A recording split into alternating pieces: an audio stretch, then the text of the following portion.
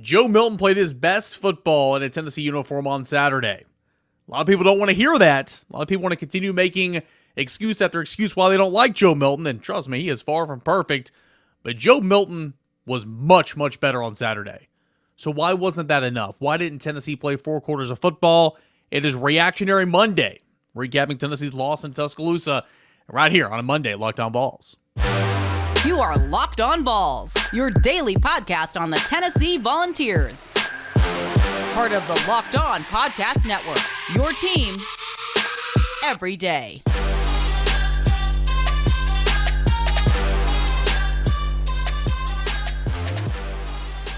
Hey, good Monday morning, everybody. Welcome to Locked On Vols. It is your team every single day. I'm your host, Eric Cainer. Appreciate you guys for being here. I know I say this every single episode, but I really, really do appreciate you being here, and we're going to go through it together. All right, we're going to vent, we're going to talk, we're going to discuss all that was the frustrations from Saturday right here on Locked On Vols, presented by PrizePicks today. Go to prizepicks.com/LockedOnCollege. Use that promo code LockedOnCollege. First deposit match at the $100. Daily fantasy sports made easy. A couple of nights sleep since the football game, so we'll go back and we'll revisit some of the bigger thoughts, bigger takeaways from myself from that football game. Scoring plays, not a whole lot I'm going to play there in segment number 2, but we're going to discuss it, kind of the storyline of the football game, and then stats and Cainer Grades in segment number 3. Tomorrow is the mailbag edition of the show, so we will really air those grievances. Whatever you want to say. I've already got a lot bookmarked. I already got a lot of direct messages from during the game. We'll bring them on the show right here on Locked On Vols. It is your day, everydayers. That is on Tuesday for the mailbag edition of the show, @_Cainer and @LockedOnVols. All right. Big thoughts, big takeaways. Again, I did a middle of the night kind of brief little reaction to Tennessee's loss to Alabama in Tuscaloosa, 34-20. That was on Saturday night, Sunday morning. Encourage you to go back and listen to some of those raw emotions, if you will. Again, that's before I go back and check stats, in-depth stats, not more than just the box score. It's before I go back and watch the replay and all that. So go back and check that out from Saturday. But, have a little bit better idea a couple days out, and some of the bigger takeaways I think that we're going to start with here on a Monday. Biggest takeaway for me, and as I continue to talk with people about the game as the weekend goes on, you got to finish. Tennessee's got to finish. Boy, and I said this all day on Saturday night. I mean, Tennessee not only controlled the football game in the first half, there were points and times where Tennessee dominated the football game in the first half. And you're sitting there and you're saying, man, there's a long way to go. There's a long way to go. And that's true. But boy, Tennessee was dominating every phase of the football game in that first half. But when you get the football into the red zone, you've got to punch it in. You have got to punch it in. Tennessee has not been a good red zone scoring football team in terms of touchdowns. Listen to this. Tennessee so far this year, Tennessee is, let's see here, after starting 7 for 7 in the red zone on the year, that was all in the Virginia game when Tennessee won 49-0. In SEC play now, Tennessee only has 6 touchdowns in 16 trips, meaning Tennessee is only scoring touchdowns in the red zone on 38% of trips.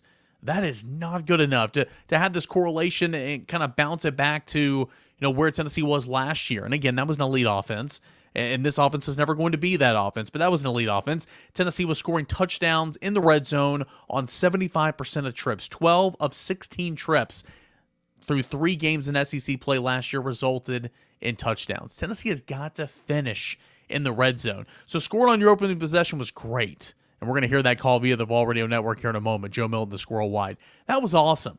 But the 2 Charles Campbell field goals, though we made them and that was good, you're just sitting there like, boy, you need a touchdown. You need more than 3. You need 6, not 3 here. I remember sitting in that press box at Bryant-Denny Stadium saying that. And when I go back and I think about, after the game, Tennessee lost 34-20. Those 2 touchdowns could have made a world of difference. Tennessee could have been leading 21-0 at point in times, instead of 13-0 midway through or at the end of the third quarter. Tennessee could have been leading 21-0, but it was leading only 13-0. So that's one of my biggest takeaways. You've got to finish in the red zone. You've got to finish in the red zone, and you got to be more dynamic in your play calling. Tennessee it's a different group of players this year. It's not last year, but that's got to improve if you're going to move on. I thought Josh Heupel was was really wrong on some plays. And sure, if you go for it on fourth down and you make it, what stones by the head coach, what a great play call, da, da, da, da. And when you go for it and it backfires, it doesn't. It's always a bad call, right? And I recognize that. Tennessee was a very successful fourth down team a season ago. Tennessee is not a successful fourth down team this year. None whatsoever. Tennessee came into the game 3 of 10 on fourth downs. Tennessee was 0 for 3 against Alabama. Now Tennessee is 3 of 13 on fourth down conversion rates this season. Heading into the weekend, 3 of 10, that was 120th in the country. And of course, Tennessee now is 0 for 5 in the last 2 weeks. And on 4th and 2 or less, Tennessee is 1 for 6. Think about that. On 4th and 2 or less, so 4th and inches, 4th and 1, 4th and 2. On the season, Tennessee is just 1 for 6 in converting on those 4th and goal situations. That is not good whatsoever. I'm not sure what happened on that first play call. Maybe Alabama just busted it.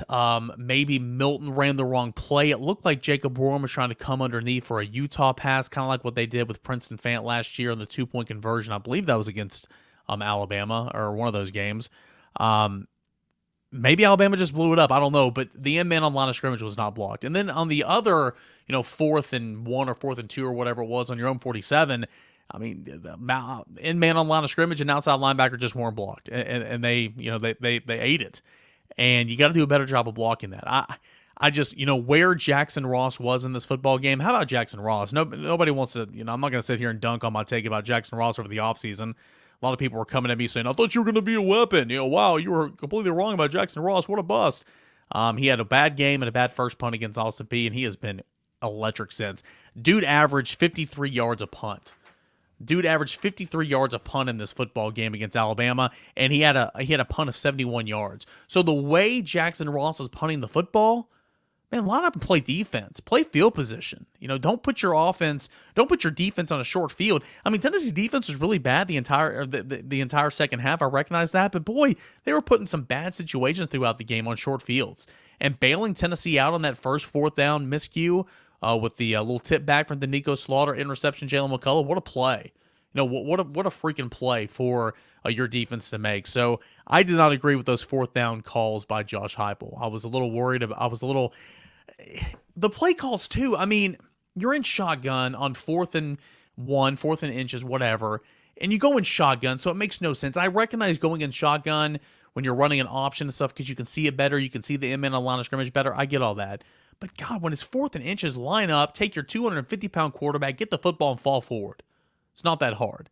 It is not that hard. And so when they bunch it in, and this is not last year's offensive line. I completely disagree with those fourth down calls. I really do. Another big takeaway. Joe Milton had his best game, and I said this in the open. Joe Milton had his best game in a Tennessee uniform, okay?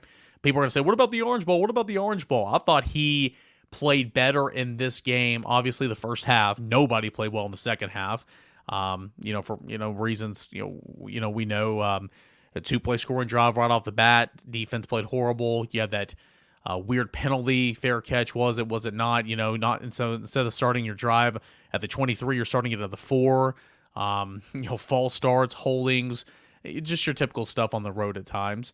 Nobody played well in the second half, but Joe Milton played well. It was such a great bounce back game for Joe Milton, who finished against A&M 11-22, 100 yards, completing 50% of his passes, 1 touchdown, 1 interception. He had 175 yards, 2 passing touchdowns in the first half, and the way they utilized his legs, I loved it.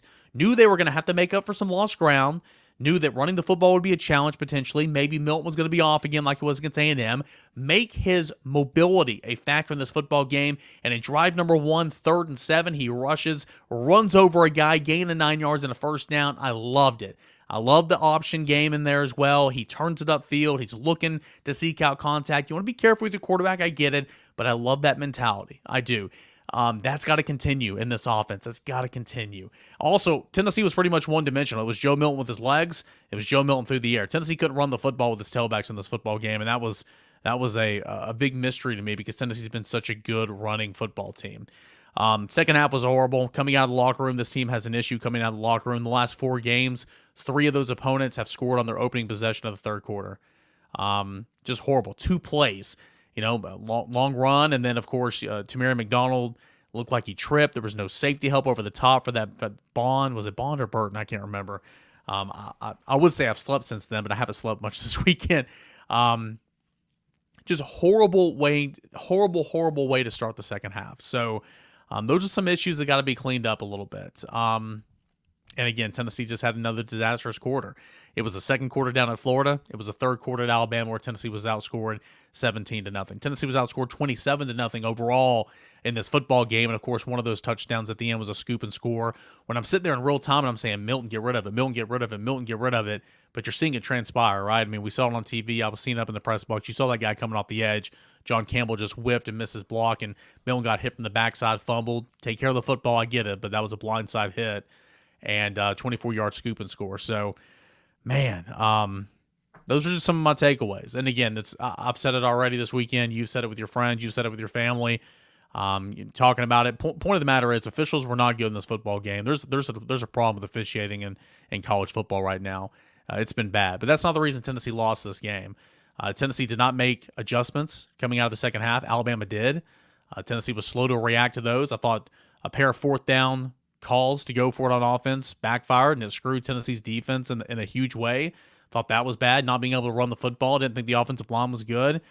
But the fact of the matter is, if you just cash in and finish in the red zone in the first half, this potentially could have been a 21-0 game in the first quarter. This could potentially have been a different type of ball game, heading into the second half. And every point counts, right? Sure, Tennessee blew that lead, but at the end of the day, I mean, again, shoulda, coulda, woulda. You can't wipe away that scoop and score, but I mean, it was a touchdown game, and that they got that touchdown when you went for it on fourth down and you failed to convert, and then you went and had that go-ahead score late, in the fourth quarter. And so, it's a frustrating game. It is so frustrating because Tennessee not only could win this football game, but again, points and times dominant in this football game in the first half. And instead, Tennessee falls to 5-2. Got to turn the page. Going up to Lexington, I know Kentucky looks very pedestrian right now, but a night game at Kroger Field, you better get up and get ready to go because you know that fan base is going to be ready to go, and you need to get to 6-2 for only the second time at this stage in the season since Philip Fulmer was head coach. The other time was last year during that magical season. More on this football game. We'll listen to scoring plays, break down what I liked about those scoring plays and those scoring drives at that point in the game. All that and more. That is coming up next right here on Locked On Vols. I do want to tell you about our friends, Athletic Brewing Company, okay?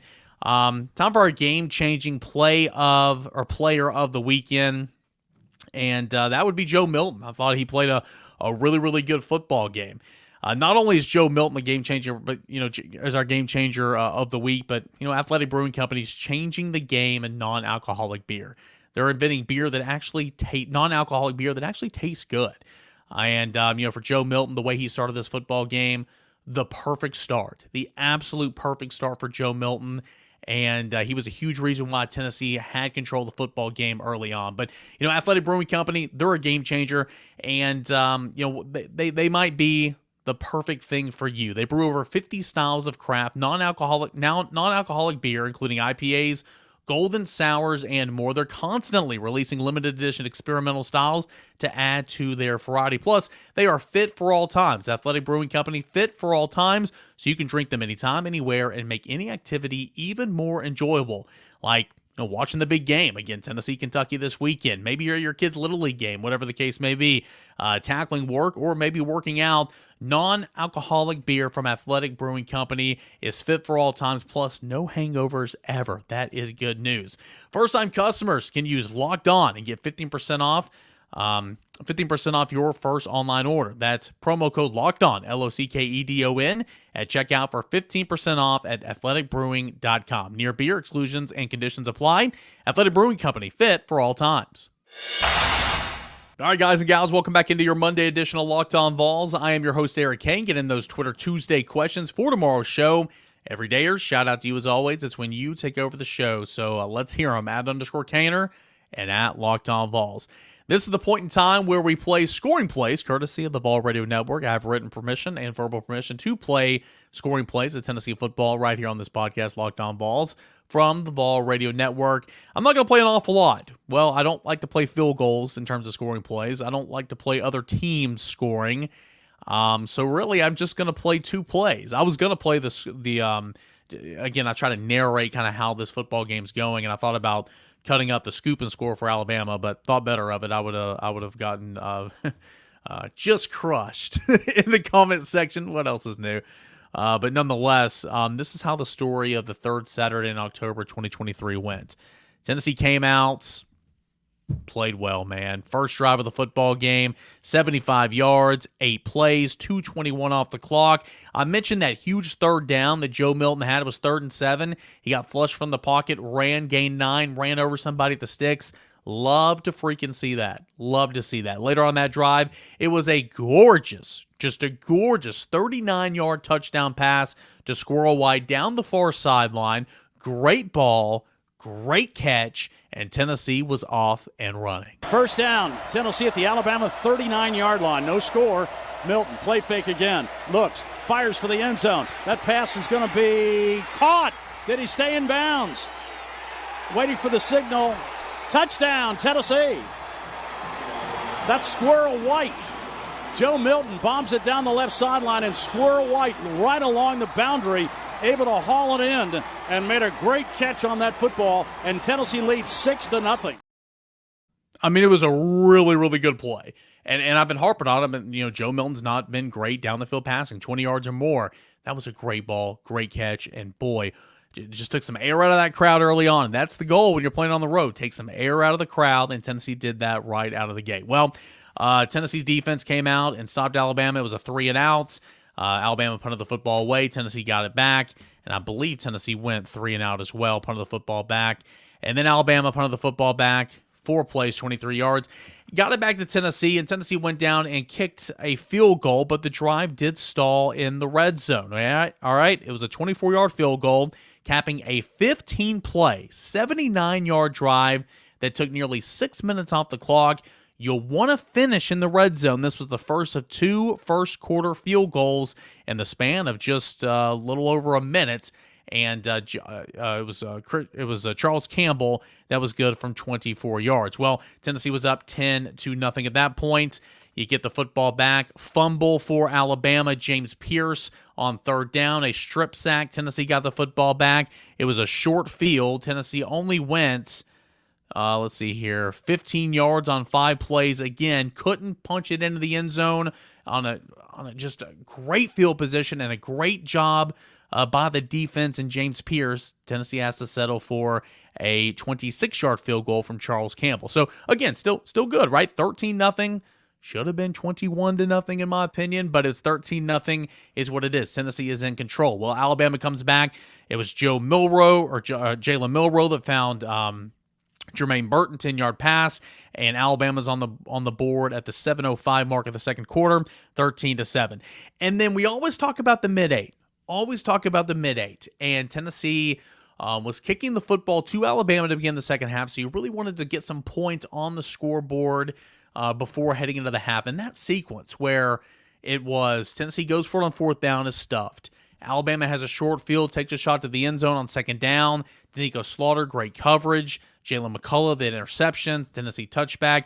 Moving down the field, Tennessee goes 80 yards on 10 plays, takes 3 minutes, and with 12 seconds left in the half, it was on 3rd and goal. Third and goal from the 6-yard line, and the touch on this ball from Joe Milton to McCallum Castles, it was beautiful. One of his better throws. Here's how it sounded, courtesy of the Vol Radio Network. Castles now goes to a wing left. Milton, blitz. Back to throw. Sets up, loft to the end zone. Caught! Touchdown, Tennessee! That's Castles. Castles, the H-back on the left side, rolled to the back corner of the end zone. Joe Milton just lobbed it out there to Castles, and he makes the catch. What a play design. What a play by Tennessee's tight end, Castles. It was a really good play design. It was a good catch. It was a really, really good throw from Joe Milton. And you go into the halftime break, and you're feeling really good about yourself, leading 20-7 and scoring just before halftime. I mean, Tennessee had all the momentum. It was a perfectly executed drive, touchdown, finishing in the red zone. Hats off to Tennessee in that regard. But then the second half happened. And from the get-go, Alabama receives the opening kickoff. It was a 29-yard run, I want to say, from Chase McClellan. Then it was a 46-yard pass. Isaiah Bond over the middle of the field from Jalen Milroe. That's where it looked like Tamari McDonald kind of tripped a little bit. Safety was slow over the top, is what it is. He got in there. Then on the ensuing kickoff, what I think was, I called a retired official. I've talked to people. I went back and watched it. This was a bogus call. The rule is, even if you don't catch it, if you call a fair catch, if one of your upbacks calls a fair catch, wherever the ball is caught, it's down. Okay, it's down. And you return it, it's down. That is the rule. I checked on that. And you go back and you look, and it looks like D. Williams is doing like no, stay away, or kind of doing that. It looked like his hands never went over his head. They called number 22, and that's Jeremiah T-Lander. He was on the front line. I think they got the numbers mixed up. That was one of many questionable calls on the night. We'll just leave it at that. But anyway, you go from starting your drive at the 23-24 to starting your drive at the 4-yard line. Obviously, Tennessee doesn't get anything going there. You have to punt it away. Alabama gets the football back and cashes in on a shorter field because, again, you were backed up. Will Reichert nails a 42-yard field goal, and it's 20-17. Well, inside the third quarter, Chase McClellan has a 5-yard touchdown rush. Let's see here.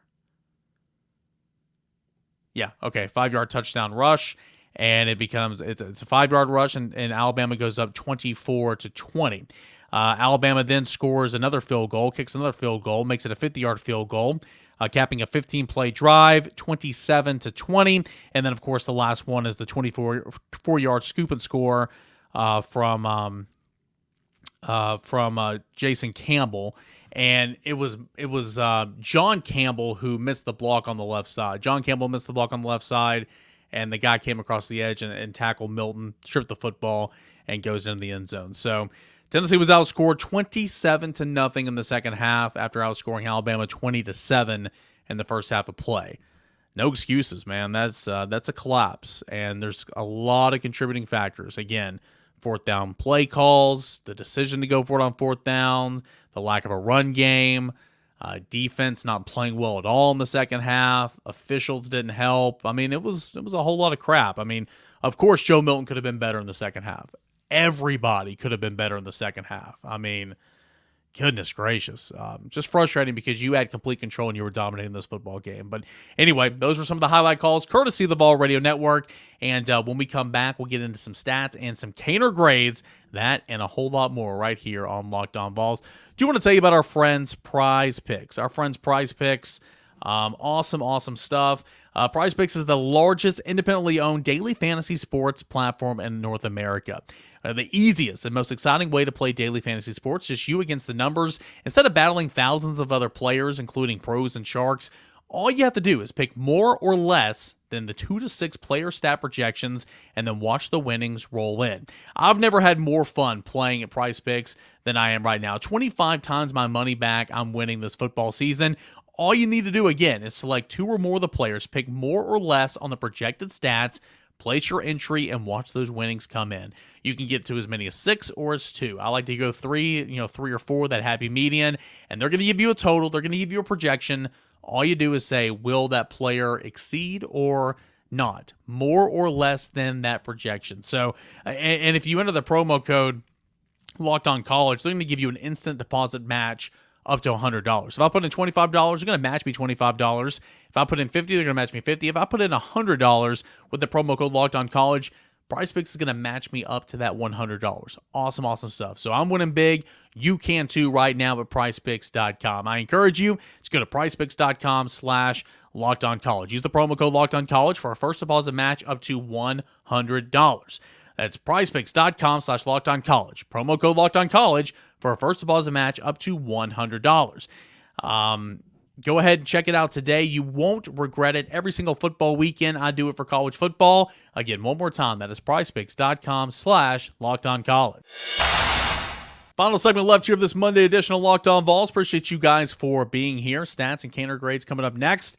Go ahead and get in those mailbag questions at _Cainer and at Locked On Vols for tomorrow's show. Man, again, just the biggest stat I can't get over. Tennessee led 20-7 at halftime. And knowing that the game wasn't over, but you were in control, and then you're outscored 27-0 in the second half. You want to beat good teams on the road. in the SEC, as an underdog, you've got to finish in the red zone. Got to finish in the red zone. Tennessee on the day, I mean, it had more first downs than Alabama, 22-20. It outrushed Alabama, 133 yards to 100 and... Actually, Alabama outrushed Tennessee by 3 yards, 136 to 133. It threw for more yards than Alabama, 271 yards to 220 yards. Had more total yards, obviously, 404 yards of total offense to 358 yards of total offense for Alabama. Tennessee won. Again, we talked about that matchup leading into the game. It's like check Tennessee, Tennessee check. Tennessee checked a lot of these boxes in the game, but again, a scoop and score was costly. Not finishing in the red zone is costly, and just allowing all that momentum just to slip in the third quarter. Penalty yards. A lot of people were frustrated with the officials.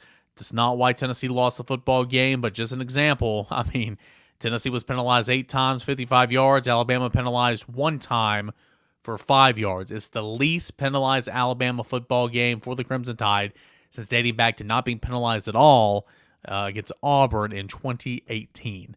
Again, Alabama was penalized 18 times in Neyland Stadium last year, but Tennessee wasn't penalized a crazy amount, but just 1 penalty for Alabama in this football game. Again, not the reason Tennessee lost this football game. Third down conversions, yikes. Tennessee was 8 of 18. 0 of 3, as I mentioned earlier, on fourth down conversions. So meaning on third and fourth down, Tennessee was held to 8 of 21. It's not a good stat. Red zone chances, Tennessee scored on 3 of 4 trips to the red zone, but the caveat there is Tennessee was just 1 of 4 in the red zone and scoring touchdowns. We talked about that all show long. Meanwhile, Alabama was 5 of 13 on third downs and 2 of 3 in the red zone with 2 touchdowns. That is a big difference in this football game. Let's go ahead and look at the offensive stats, shall we? Again, a lot of people going to hate on Joe Milton, again, because he's the starting quarterback of a football team that's lost to your 2 biggest rivals this year. I get it.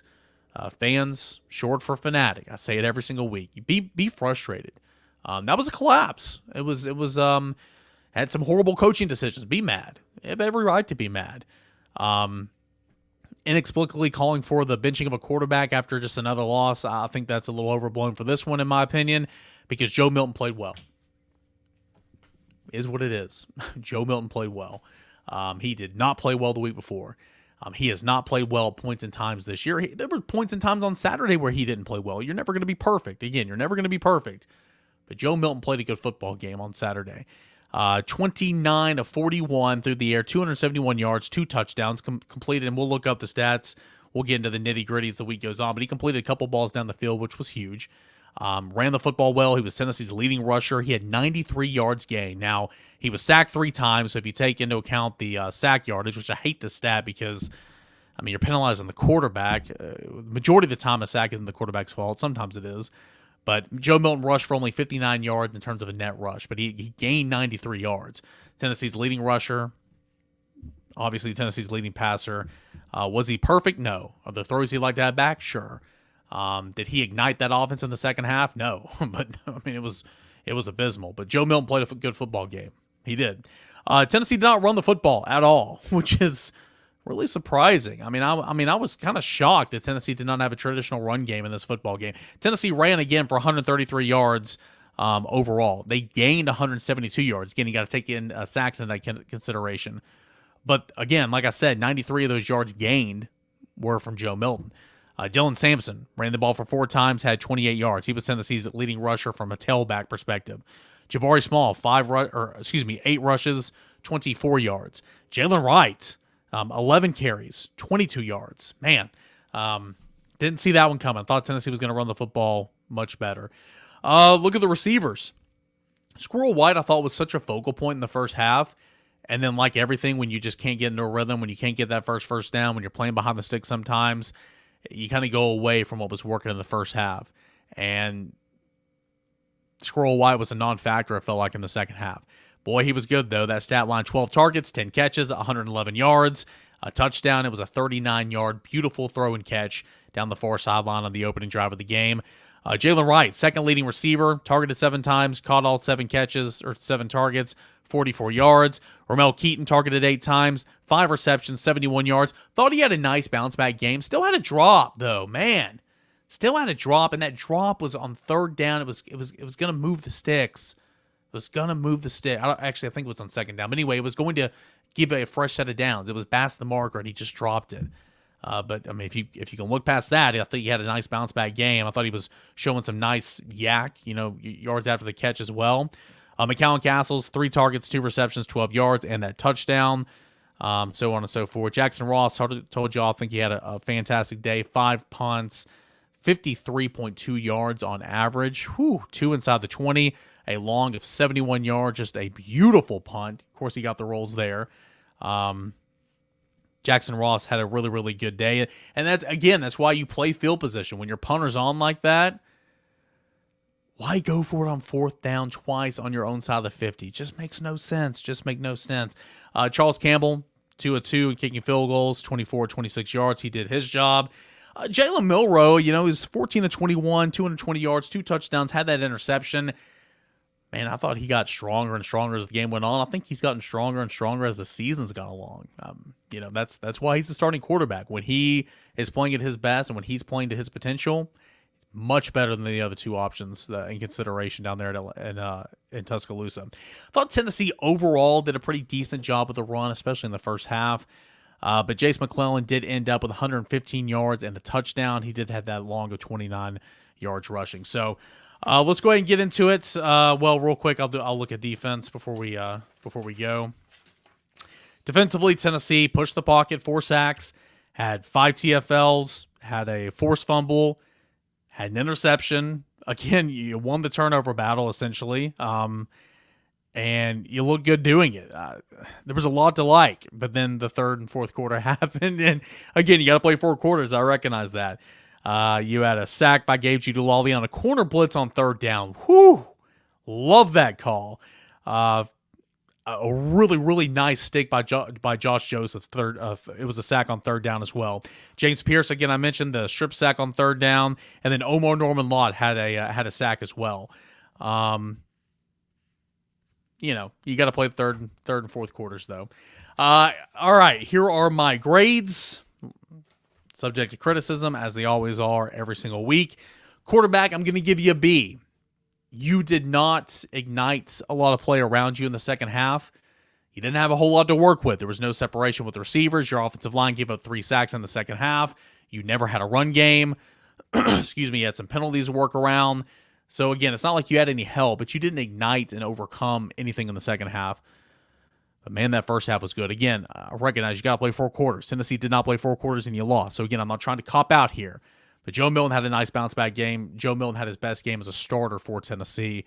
Joe Milton gets a B. Obviously, you didn't win the game, and you had the strip sack that resulted in a scoop and score touchdown. So obviously, you got to be penalized for that. But I'll say Joe Milton gets a B in this grade, for his grade in this game. Running backs, D. Just a complete non-factor. A complete non-factor. And that's the biggest surprise to me. Thanks to Joe Milton, the running game was there a little bit in terms of overall stat sheet and all that, and the defense had to respect it. But we're talking about 2 away games now when the tailbacks have done nothing for you. That's concerning. It is, and boy, I love the. You guys know how I feel about Jalen Wright. I love that option of Jalen Wright. Of course, it's a team game. It's a team game. Offensive line got to help you out up there.